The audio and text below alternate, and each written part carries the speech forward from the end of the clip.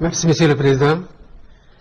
Je voudrais d'abord vous remercier pour l'invitation et dire l'honneur que nous avons aujourd'hui concernant particulièrement d'être à la Maison Blanche et pour pouvoir échanger avec vous sur le nouveau cadre de partenariat que vous voulez définir avec l'Afrique concernant particulièrement les investissements.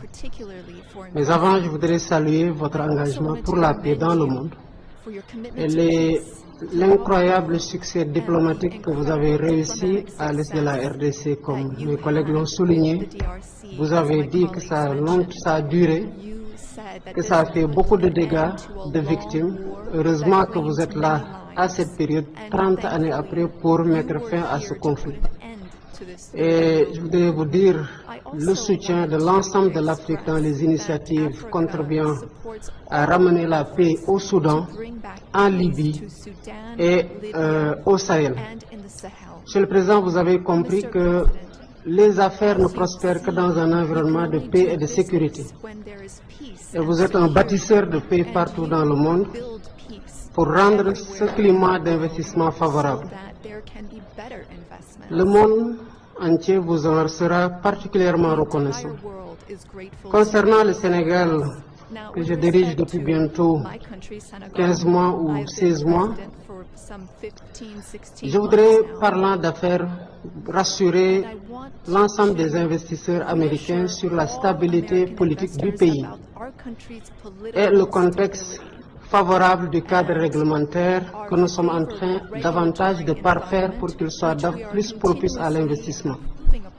Et je voudrais juste parler de deux projets qui me semblent être une opportunité exceptionnelle. Pour le potentiel du pays, je voudrais m'en référer aux données de l'US Ecological Survey, qui peut dire le potentiel minéral de notre pays, qui est important.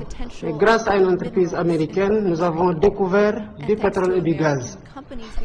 Et il y a une opportunité exceptionnelle avec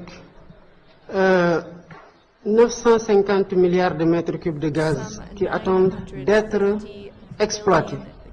Et cela contribuera du côté de notre pays à renforcer l'économie, mais aussi à participer à la sécurité énergétique mondiale. Et c'est une entreprise américaine qui nous a permis de découvrir ça en l'espèce Cosmos. Un autre projet que je voudrais aussi, sur lequel je voudrais inviter les investisseurs américains à s'engager, c'est un projet d'une cité digitale pour laquelle nous avons identifié un espace en plein cœur de Dakar, une vue imprenable sur la mer, sur 40 hectares.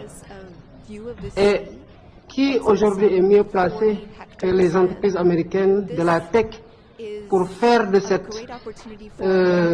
Dakar une cité technologique ouverte vers l'Afrique et accompagner la modernisation technologique de l'Afrique.